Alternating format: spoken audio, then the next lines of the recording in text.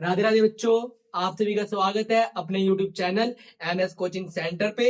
और आज से हम शुरुआत करने वाले हैं महत्वपूर्ण प्रश्नों की आगामी परीक्षा पॉलिटिकल साइंस के लिए। समय की बर्बादी ना करते हुए हम करते हैं शुरुआत अपने प्रश्नों की। चलिए,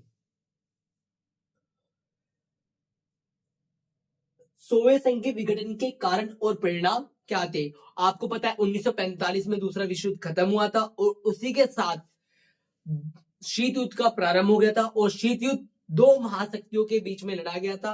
और वो दो महाशक्तियां कौन थी? एक का नाम था सोवियत संघ, एक का नाम था अमेरिका।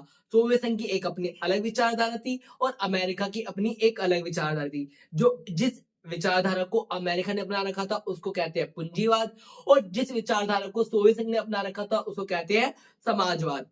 और इसी कारण एक नए युग का प्रारंभ होता है जिसको हम कहते हैं दो ध्रुवीयता का प्रारंभ। क्या कहते हैं? दो ध्रुवीयता का प्रारंभ। और ये दो ध्रुवीयता जो बना था आगे चल के ये खत्म हो जाता है। किसके कारण खत्म होता है? सोवियत संघ के विघटन के कारण। जैसे सोवियत संघ का पतन होता है वैसे दो ध्रुवीयता का क्या हो जाता है? अंत हो जाता है। चलिए जानते हैं क्या कारण थे जिन कारणों के कारण सोवियत संघ का क्या हो गया था? पतन हो गया था। वहां की एक दलीय पद्धति। क्या था पहला कारण? वहां की एक दलीय पद्धति। बेटे, जहां पे समाजवादी व्यवस्था होती है वहां पे सिर्फ वन पार्टी सिस्टम होता है, एक दलीय प्रणाली होती है। और एक दलीय प्रणाली के कारण वहां पर क्या था? तानाशाही और भ्रष्टाचार बहुत ज्यादा था। और जिस कारण वहां पर क्या है?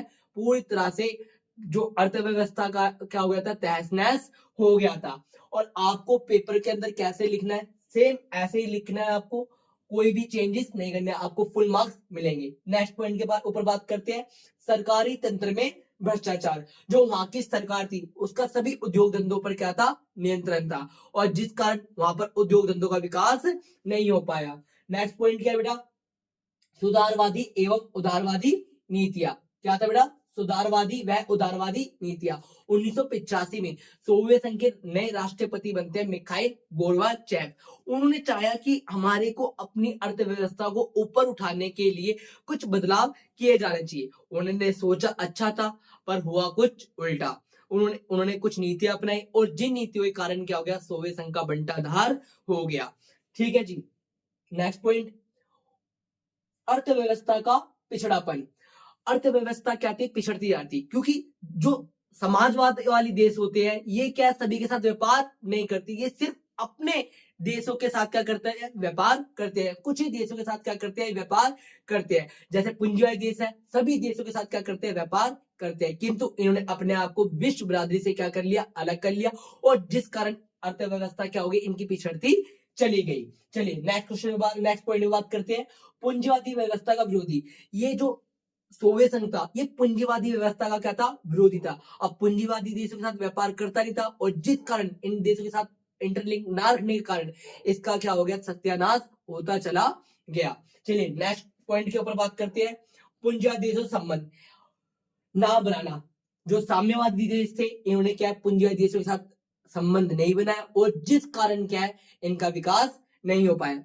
एक पॉइंट को आप इतने प्यार से लिखिए ताकि आपको नंबर पूरे के पूरे मिले। नेक्स्ट पॉइंट में बात करते हैं कम्युनिस्ट पार्टी का शासन। वहां पे जो कम्युनिस्ट पार्टी थी उसका अर्थव्यवस्था के ऊपर और सभी संसाधनों के ऊपर क्या था?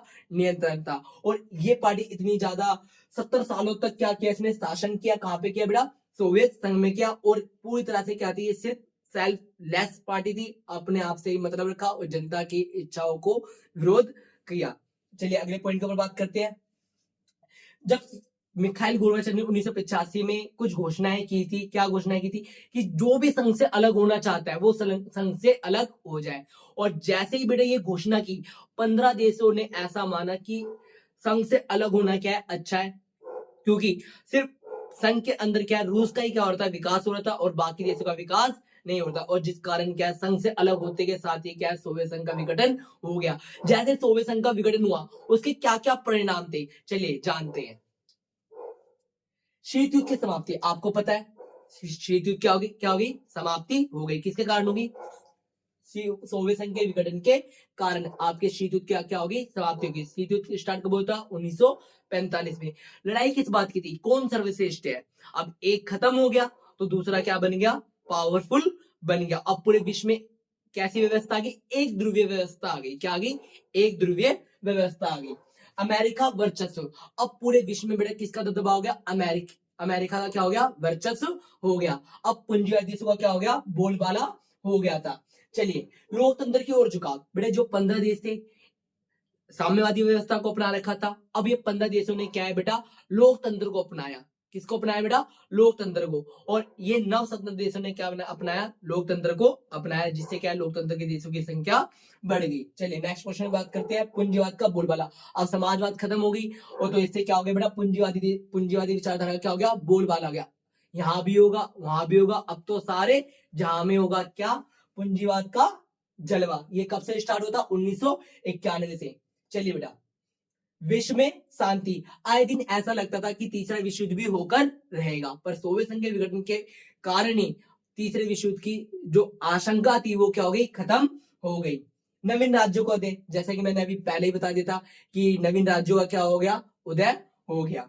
आई होप, आशा करता हूं कि ये प्रश्न आपको अच्छी तरह समझ में आ गया। अब बात करते हैं, जैसे आपकी वसीयत भी किसी के नाम होगी, वैसे ही बेटा सोवियत संघ का विघटन हुआ, तो इन 15 देशों में से किसने सोवियत संघ की जगह ली? इंपॉर्टेंट है मार्क्स के अकॉर्डिंग। सोवियत संघ का उत्तराधिकारी कौन था? रूस बना। कौन बना बेटा? रूस बना। चलिए बेटा, आपको पेपर में निष्कर्ष जरूर लिखने हैं, ये आपको कंटेंट कैसे लिखना है पेपर में वो सब बातें डिस्कस की गई हैं। चलिए नेक्स्ट क्वेश्चन में बात करते हैं, सोवियत अर्थव्यवस्था को किसी पूंजीवादी देशों की अर्थव्यवस्था से अलग करने वाली विशेषताएं बताइए। चलिए एक एक बात पे डिस्कस करते हैं कि सोवियत संघ और अमेरिका की विचारधारा में क्या अंतर था। बेटा सेम क्वेश्चन ये भी आ सकता है कि पूंजीवादी अर्थव्यवस्था साम्यवादी समाजवादी अर्थव्यवस्था से किस प्रकार अलग है। चलिए बात करते हैं। समाजवाद की उत्पत्ति, समाजवाद की उत्पत्ति पूंजीवादी अर्थव्यवस्था के विरोध में थी। पूंजीवाद के अंदर क्या होता है? उद्योग धंधों पर ज्यादा ध्यान दिया जाता है, और कार्ल मार्क्स का मानना था कि किसानों और मजदूरों के शोषण का एक ही कारण है, सिर्फ और सिर्फ पूंजीवादी व्यवस्था। इसीलिए उन्होंने एक विचारधारा दी और जिसे आगे चलकर रूस ने अडॉप्ट कर लिया था। चलिए आगे चलते हैं। समाजवाद के पिता कौन है? समाजवाद के पिता कौन है? कार्ल मार्क्स को माना जाता है। एक मिनट। सोवियत प्रणाली की विशेषता, समाजवादी विचारधारा। सोवियत अर्थव्यवस्था समाजवादी विचारधारा पर आधारित थी और यहाँ पर उद्योग धंधों पर ध्यान नहीं दिया था, बल्कि किस पर ध्यान दिया जाता था? कृषि पर ध्यान दिया जाता था।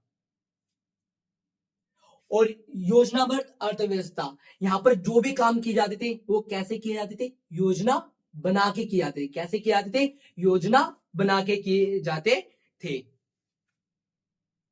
उत्पादन के संसाधनों पर नियंत्रण, उत्पादन के संसाधनों पर नियंत्रण। उत्पादन के 4 संसाधन होते हैं जो महत्वपूर्ण होते हैं। आप कमेंट में बताइए उत्पादन के 4 संसाधन कौन से होते हैं। पूंजीवादी में क्या होता है बेटा? निजी स्वामित्व होता है, पर यहाँ पर उत्पादन के संसाधनों पर किसका नियंत्रण था? सरकार का नियंत्रण था। बेटा याद ना, समाजवाद में उत्पादन के संसाधनों पर किसका नियंत्रण है? सरकार का। और वहीं पूंजीवाद में किसका स्वामित्व होता है? निजी व्यक्ति का। चलिए अगले पॉइंट में बात करते हैं, खुले द्वार की नीति का अभाव। जैसे बेटा पूंजीवाद देश में क्या होता है बेटा? ये जो देश होते हैं हर किसी देश के साथ क्या करते हैं? व्यापार करते हैं। और पर समाजवाद में क्या होता है? इसका अभाव था। इसका क्या था बेटा? अभाव था। और जैसे बेटा आपको पता है कि भारत ने खुले द्वार की नीति कब अपनाई थी? 1991 में। चाइना ने कब अपनाई थी? 1978 में। ठीक है जी। चलिए, कृषि पर विशेष बल। बेटा जो समाजवादी वाले देश होते हैं किस पे ध्यान देते हैं बेटा? कृषि पे ज्यादा ध्यान देते हैं, और पूंजीवादी कृषि पे ज्यादा ध्यान नहीं देते। सरकार का कर्तव्य, यहाँ पे सरकार का कर्तव्य होता है कि प्रत्येक व्यक्ति को मूलभूत जो न्यूनतम आवश्यकताएं होती है उसकी पूर्ति की जाए, पर पूंजीवाद में ऐसा कुछ भी नहीं होता। समाजवाद में एक दलीय प्रणाली होती है, पूंजीवाद में बेटा एक दलीय प्रणाली नहीं होती, बहुदलीय हो सकती है या दो दलीय प्रणाली हो सकती है। जैसे अमेरिका में दो दलीय प्रणाली है। निष्कर्ष बेटा आपको ऐसे ही पेपर में लिखना है, निष्कर्ष लिखना है, ऊपर उसके बारे में हेडिंग सब डाल के करनी है, आपको प्रॉपर नंबर मिलेंगे, ये मेरा वादा है। बस आप पेपर में सही से करके आए और हेडिंग जरूर बनाए ताकि चेकर का काम आसान हो।